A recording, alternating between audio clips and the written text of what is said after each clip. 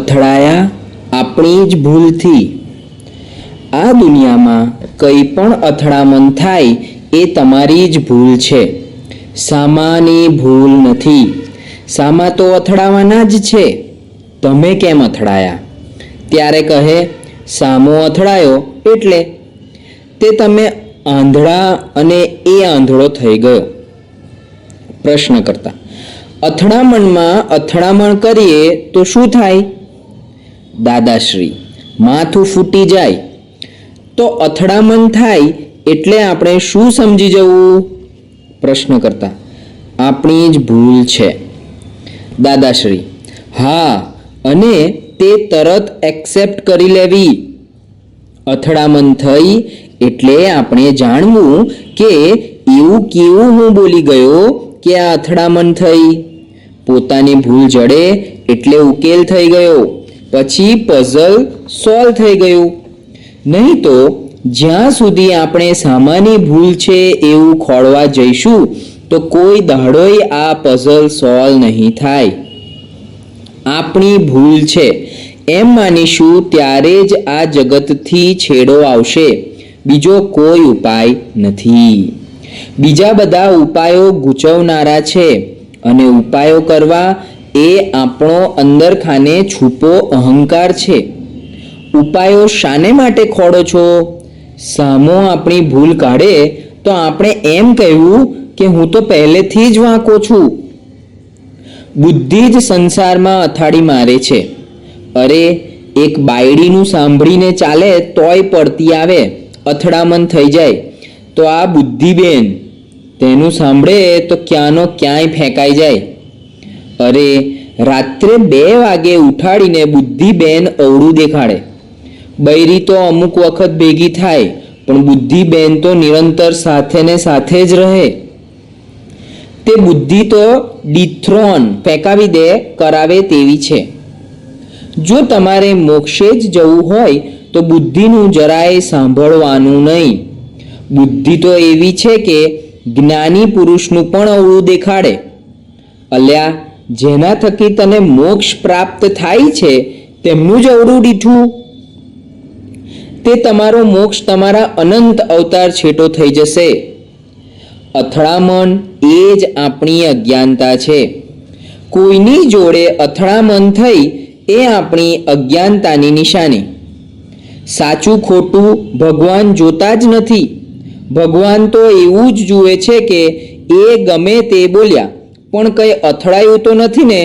ત્યારે કહે ના, બસ અમારે એટલું જ જોઈએ। એટલે સાચું ખોટું ભગવાનને ત્યાં હોતું જ નથી, એ તો આ લોકોને ત્યાં છે। ભગવાનને ત્યાં તો દ્વંદ જ હોતો નથી ને। અથડાય તે બધા ભીત।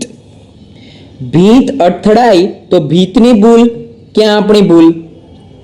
ભીત જોડે આપણે ન્યાય માંગીએ કે ખસી જા તો, અને આપણે કહીએ કે હું અહીં રહીને જ જવાનો છું, તો કોનું માટું ફૂટી જાય? પ્રશ્ન કરતા આપણું। દાદાશ્રી એટલે કોણે ચેતવું પડે? એમાં ભીતને શું? એમાં કોનો દોષ? જેને વાગ્યું તેનો દોષ। એટલે જગત ભીત જેવું છે। ભીતને અથડાવ તો ભીત જોડે મતભેદ પડે ખરો? કોઈ વખત ભીતને કે બાણાને તમે અથડાઈ ગયા તો તે ઘડીએ બાણા જોડે કે ભીત જોડે મતભેદ પડે? પ્રશ્ન કરતાએ કહ્યું બાણું એ તો નિર્જીવ વસ્તુ છે ને? દાદાશ્રીએ કહ્યું એટલે જીવને માટે જ તમે એમ માનો છો કે એ મારી જોડે અથડાયો। આ દુનિયામાં જે અથડાય છે એ બધી જ નિર્જીવ વસ્તુ હોય છે। અથડાય છે એ જીવંત ના હોય। જીવંત અથડાય નહીં, નિર્જીવ વસ્તુ અથડાય। એટલે તમારે ભીત જેવું જ તરત સમજી લેવાનું, એટલે દખો નહીં કરવાનો। આમ થોડી વાર પછી કહીએ હેંડો ચા કાઢો। હમણે એક છોકરું ઢેખાડો એટલે કે પથ્થર મારે અને લોહી નીકળે એટલે છોકરા ઉપર શું કરો? ગુસ્સો કરો। અને તમે જતા હો ત્યારે ડુંગર ઉપરથી એક પથ્થરો પડ્યો ને તે વાગે ને લોહી નીકળે તો પછી શું કરો?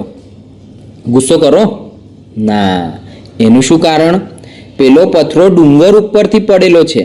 પછી પેલો છોકરો પસ્તાતો હોય કે મારાથી આ ક્યાં થઈ ગયું અને આ ડુંગર ઉપરથી પડ્યો, તે કોણે કર્યું? એટલે આ દુનિયાને સમજો. મારી પાસે આવો તો ચિંતા ના થાય એવું તમને કરી આપું. અને સંસારમાં સારી રીતે રહો અને વાઈફ જોડે ફરો નિરાંતે, અને છોકરા છોકરીઓ પૈણાઓ નિરાતે. પછી વાઈફ ખુશ થઈ જશે, કહેવું પડે કેવા ડાહ્યા કરી આપ્યા મારા ધણીને, કહેશે. હવે વાઈફને કોઈ પાડોશી બાઈ જોડે વઢવાડ થયેલી હોય અને એનું મગજ તપી ગયેલું હોય અને આપણે બહારથી આવ્યા તો એ તપી ગયેલું બોલે, તો આપણે શું કરવું? આપણે તપી જવું પાછું? એવા સંજોગો ઊભા થાય છે, ત્યાં આગળ એડજસ્ટ થઈને આપણે ચાલવું જોઈએ. આજે કયા સંજોગોમાં તપેલી છે, કોની જોડે તપી ગયેલી હોય, શું ખબર પડે? એટલે આપણે પુરુષ થયા, મતભેદ ન પડવા દઈએ. એ મતભેદ પાડે તોય વાળી લેવું. મતભેદ એટલે અથડામણ.